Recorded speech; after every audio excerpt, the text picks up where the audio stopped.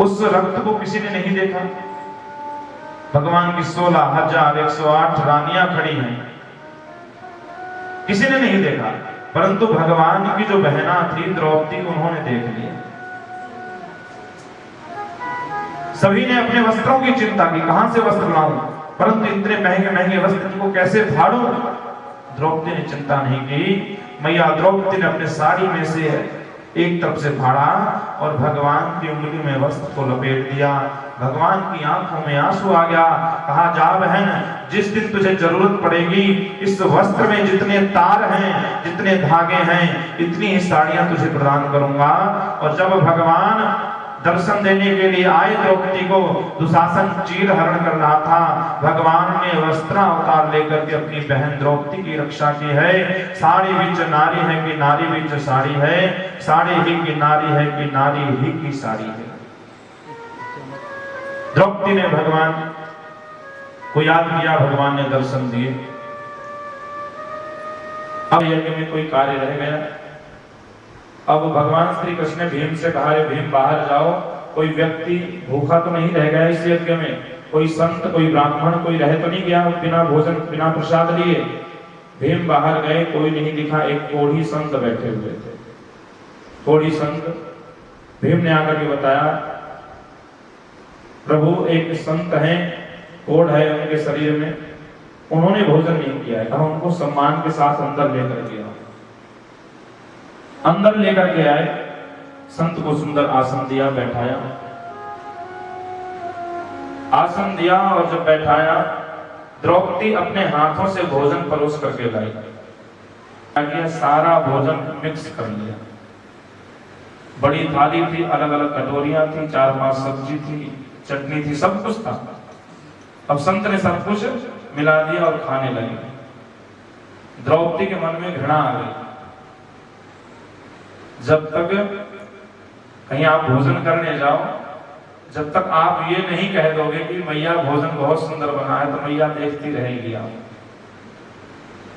कई प्रशंसा सुनना चाहते हैं भोजन की, पर कभी आपके घर में संत ब्राह्मण भोजन करने आए, उनसे ये मत पूछना भोजन कैसा बना है। वो तो प्रसाद है, वो तो संत अपने आप ही कह देंगे भोजन बहुत सुंदर बना है। द्रौपदी जी के मन में घृणा, इतने सुंदर ढंग से मैंने भोजन बनाया और इस संत ने उस भोजन का स्वाद नहीं लिया। भगवान ने कहा, द्रौपदी तुम्हारे मन में क्या बात आई है। कहा, प्रभु मैंने इतने प्रेम से भाव से भोजन बनाया है और इन संत ने भोजन को स्वाद के अनुसार नहीं लिया। तो भगवान ने कहा, बहन, भोजन को साधु लोग स्वाद के साथ नहीं करते, वो तो प्रसाद समझ करके भोजन को लेते हैं। और द्रौपदी के मन से घृणा हटी। शंख इतने जोर से बजा, देवताओं ने पुष्पों की वर्षा की है, जय जयकार की है, और सभी 5 पांडवों ने मिलकर के संत ब्राह्मणों की सेवा करके सभी को विदा किया है। बोलवा के बिहारी नाथ की जय। श्याम आया रे घन श्याम आया रे, श्याम आया रे घन श्याम आया रे, श्याम आया रे घन श्याम आया रे, श्याम आया रे घन श्याम आया रे। झूला झूलो रे राधे रानी, झूलाने के श्याम आया है।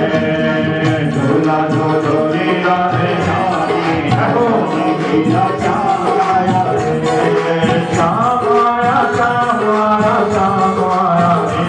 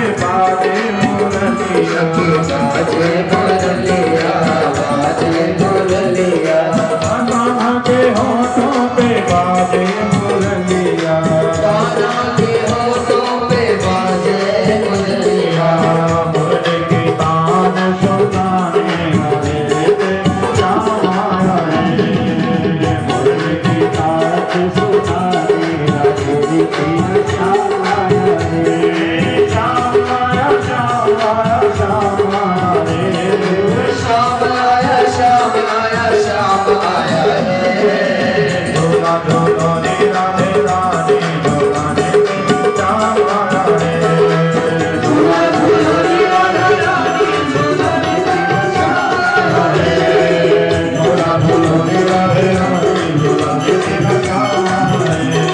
झूला झूलो रे राधे राधे झूलाने श्याम आया है, झूला झूलो रे राधा रानी झूलाने तेरा श्याम आया है, झूलाने तेरा श्याम आया है, झूलाने तेरा श्याम आया है, झूलाने तेरा श्याम आया है। नैमिषारण्य तीर्थ में पहुंचे तो श्री सूत जी महाराज सौनकादि ऋषियों को कथा सुना रहे थे। सभी सौनकादि ऋषियों ने बलराम जी को देख करके प्रणाम तो किया, परंतु सूत जी ने प्रणाम नहीं किया। ये बात बलराम जी को मन में ठेस लगी और व्यास गद्दी से प्रणाम किया नहीं जाता। सूत जी ने मन ही मन प्रणाम तो कर लिया था, परंतु व्यास गद्दी से प्रणाम नहीं किया, हाथ नहीं जोड़े। बलराम जी को क्रोध आ गया। बलराम जी ने एक घास का तिनका उठाया और अभिमंत्रित करके वो छोड़ दिया। वो बाण स्वरूप जाकर के सूत जी को लगा और सूत जी वहीं पर समाप्त हो गए, शरीर वहीं छूट गया। सौनकादि ऋषियों ने कहा, रे बलराम जी आपने ये क्या किया? आपको ब्रह्म हत्या लगेगी, आपने ब्राह्मण का वध किया है, आपको ऐसा नहीं करना था, आपने ये क्या किया? आपको ब्रह्म हत्या लगी है और ब्रह्म हत्या से छुटकारा कैसे पाया जाए? तो सौनकादि ऋषियों ने बलराम जी को बताया है कि हे बलराम जी महाराज, आप सबसे पहले केदारम राम सेतुम च दृष्ट्वा भारत संहिता, केदारनाथ से राम सेतु रामेश्वरम तक यात्रा करिए। वैसा ही उन्होंने किया और व्यास गादी पे सूत जी के पुत्र को बैठाया गया। उन्होंने कथा प्रारंभ की। वहां से श्री बलराम जी ने यात्रा प्रारंभ की, 1 करोड़ गायत्री का जप किया और ब्रह्म हत्या से उनको छुटकारा मिला। बलबल का उद्धार, बलराम जी की तीर्थ यात्रा। भगवान श्री कृष्ण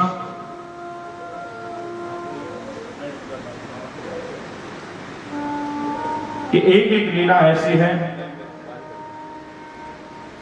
भक्तों को विशेष माना गया है भगवान की कथा में, क्योंकि भक्त ही भगवान की पहचान दिलाते हैं। कहा जाता है कि जीवन में हर प्रकार का सुख वैभव आ जाए पर संतोष नहीं है, संतुष्टि नहीं है, तो आप चाहे 1 करोड़ कमाइए, आप चाहे 2 करोड़ कमाइए, वो धन का लाभ नहीं मिलेगा। संतुष्टि है तो आपका परिवार का गुजारा चल रहा है, तो उसी में आनंद है। मैं भी भूखा ना रहूं, मेरा साधना भूखा जाए, ऐसी भावना जब आ जाएगी। गांव में अंदर प्रवेश किया तो भगदड़ मची होती थी। ऐसी भगदड़ क्या किया जाए? सैनिक आ रहे थे, सैनिकों से पूछा, अरे भैया क्या बात है, क्यों भगदड़ मची है? सैनिकों ने कहा कि हमने इस गांव पर आक्रमण कर दिया है।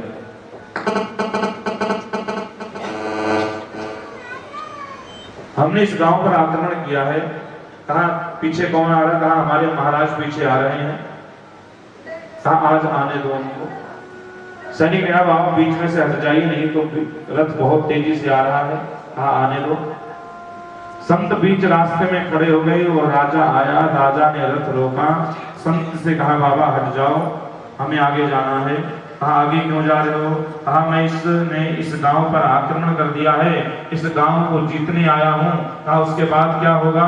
कहा उसके बाद में इस राज्य का धन मिलाने से मेरा राज्य और अधिक अमीर हो जाएगा। कहा उसके बाद मैं और दूसरे गांव पर आक्रमण करूंगा, उसका भी राजा बनूंगा। कहा उसके बाद क्या होगा? कहा उसके बाद और ऐसे चलता रहेगा, पूरे विश्व का राजा बन जाऊंगा। कहा उसके बाद क्या होगा? अब राजा सोच में पड़ गया, उसके बाद होगा क्या? पूरा जीवन धन कमाने के बाद उसके बाद क्या होता है? जो धन हमने अपने शरीर पर खर्च लिया, खाया पिया, अंग लगा, दान किया, वो ऊपर काम आएगा।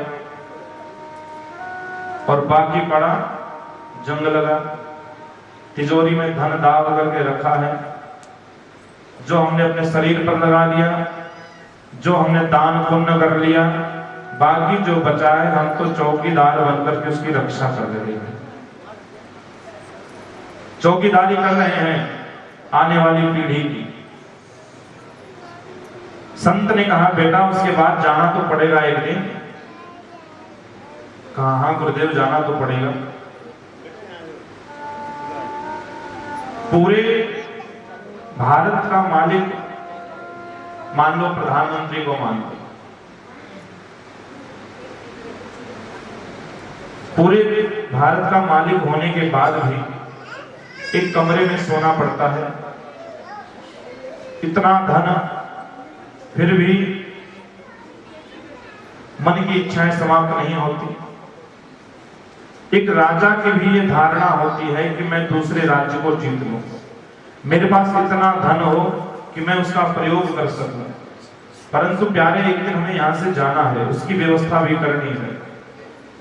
संत ने राजा को नीचे उतारा और कहा प्यारी धराओ, और उसकी मुट्ठी में वो कौड़ी दे दी। कहा गुरुदेव ये क्यों? कहा तू सबसे दरिद्र है, सबसे बड़ा दरिद्र है संसार में, इतना बड़ा राजा होने के बाद दान कर, पुण्य कर, भगवान की कथा सुन, गरीबों पर दया कर।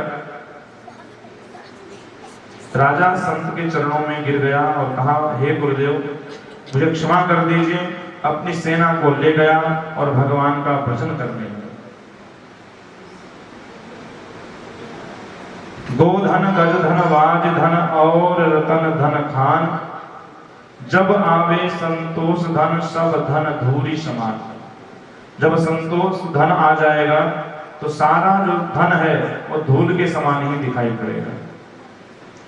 भगवान श्री कृष्ण द्वारिकाधीश,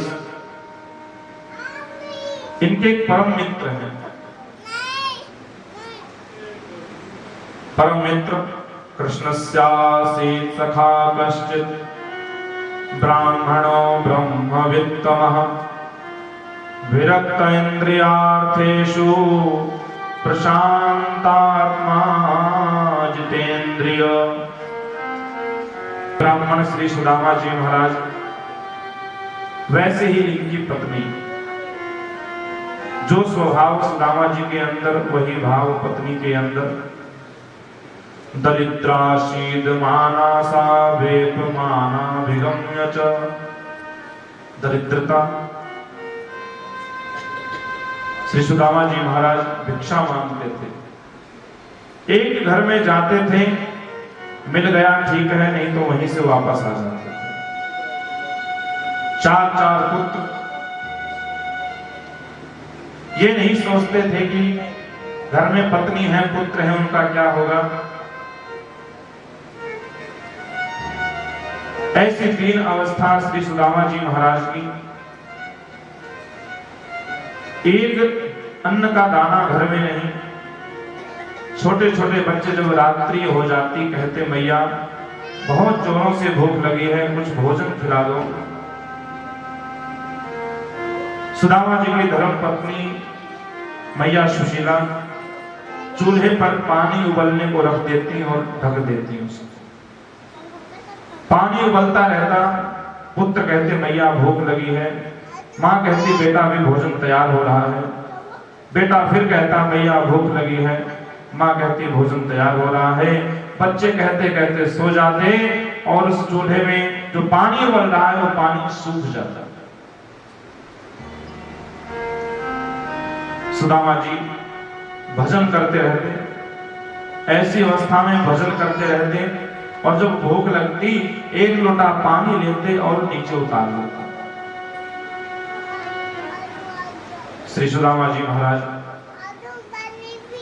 इतने संतोषी ब्राह्मण थे, वैसा ब्राह्मण आज तक न तो हुआ है न ही होगा। होते कहा भगवान को याद किया, कहा कि हे गोविंद, एक मास दो पक्ष में दो एकादशी हो, ठाकुर जी मेरे घर में रोज एकादशी हो। बोलिए संत भगवान की, बोलिए परम श्रद्धेय श्री महंत परमानंद जी महाराज की। स्वागतम गुरु जी, स्वागतम गुरु जी, स्वागतम गुरु जी, स्वागतम गुरु जी, स्वागतम शरणागतम सब आगमन गुरु जी, स्वागतम गुरु जी,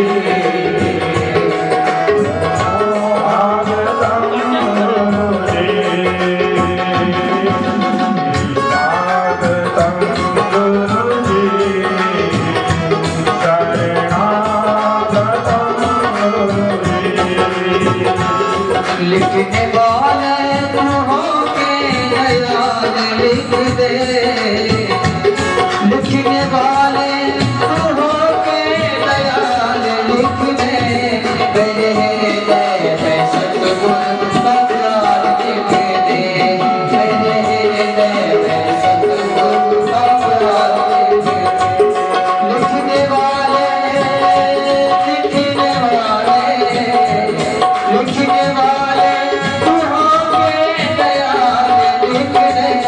मेरे हृदय में सतगुरु का प्यार लिख दे, मेरे हृदय में सतगुरु का प्यार लिख दे।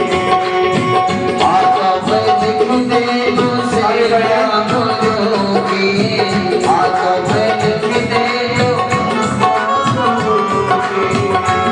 मेरे हाथों पे लिख दे जो सेवा गुरु की, हाथों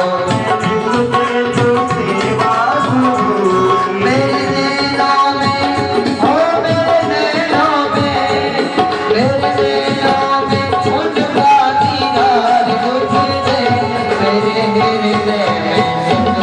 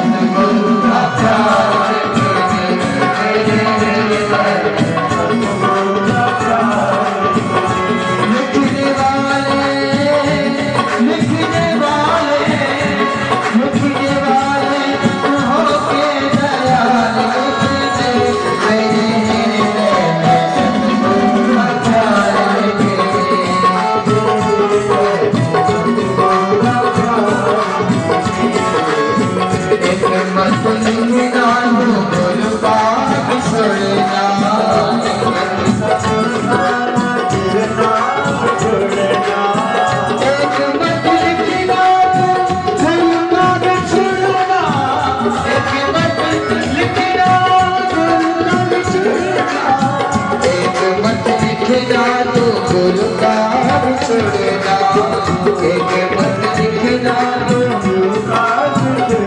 उसके बदले में, उसके बदले में, उसके बदले में जीवन प्रदान करो तेरा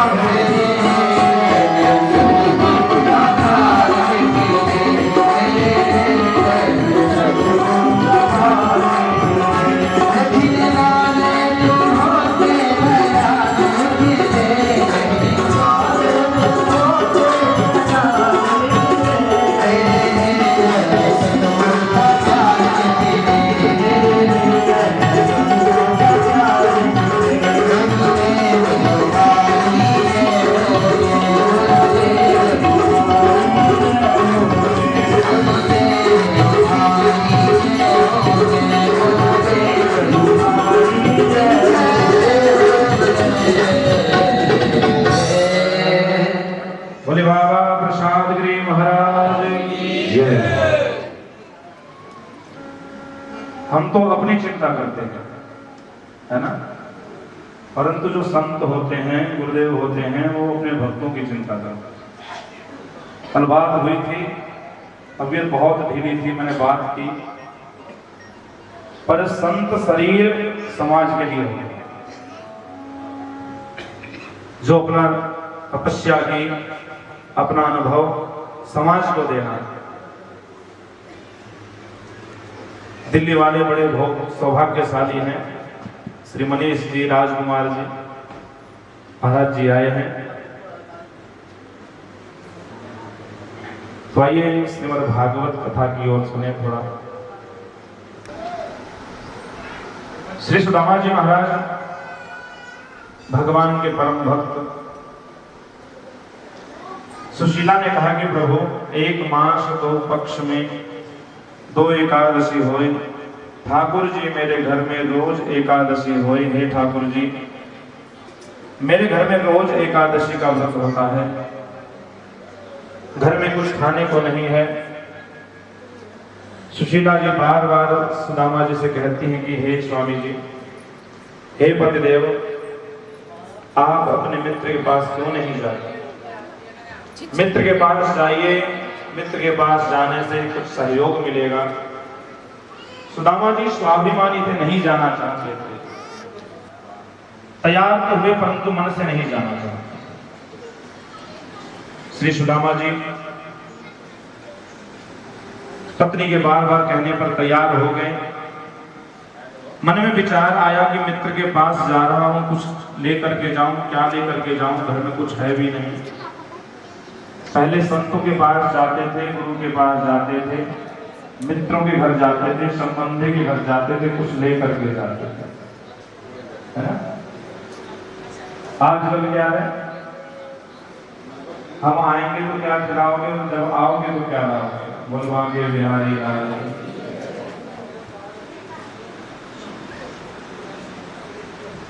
जागे रही भावना जैसी, जिस भाव से जो भगवान को बुलाता है, भगवान को चाहता है, और भगवान को जो वस्तु चढ़ाता है, भगवान उसी भाव से उसे वह वस्तु भी प्रदान करता है। एक भक्त था, तो भक्त के यहाँ पुत्र नहीं था, पुत्र नहीं था, बार बार यही चिंता, पुत्र कैसे हो, पुत्र कैसे हो। क्या किया, एक सुंदर सी दुकान थी, दुकान पे 2 प्रकार के फल रखे थे, एक सस्ते वाले और एक बहुत अच्छे वाले। उस व्यक्ति ने क्या किया, जाकर के दुकान पर पहले अच्छे वाले फल तो बड़े मन से खाए, और जब ले जाने की बारी आई तो सस्ते वाले वहां से वो ले लिए। उसने केले लिए, और केले ऐसे थे 4-5 दिन के, बिल्कुल उनका जो वर्ण था वो भी बिल्कुल प्रश्न हो गया था, काला काला हो गया था। केले वाले ने कहा भैया अंदर से बहुत बढ़िया है, बाहर से ही दिख रहा है। तो वो लेकर के गया, गुरु जी के चरणों में रख दिए, गुरु जी को प्रणाम किया, गुरु जी से कहा हे गुरुदेव, ऐसी कृपा करिए कि बस आपका आशीर्वाद, आपका प्रेम मिल जाए और एक पुत्र की प्राप्ति हो जाए। तो भगवान देख रहे हैं भक्त क्या चढ़ा रहा है, उसकी भावना कैसी है। जैसी हमारी भावना होगी, जितनी सुंदरता से हम भगवान की पूजा करेंगे, गुरु की पूजा करेंगे, उसी सुंदरता से कल्याण भी होता है हमारा। महाराज लेकर के चले हैं, सुदामा नगरी से निकले, धीरे धीरे जंगल से होते हुए जा रहे थे, भगवान का भजन करते हुए, भगवान का चिंतन करते हुए। आइए हम भी भगवान से प्रेम करते हुए, भगवान का ध्यान करते हुए। दूर नगरी बड़ी दूर नगरी, हाँ दूर नगरी बड़ी दूर नगरी, हाँ दूर नगरी बड़ी दूर नगरी, ओ दूर नगरी बड़ी दूर नगरी।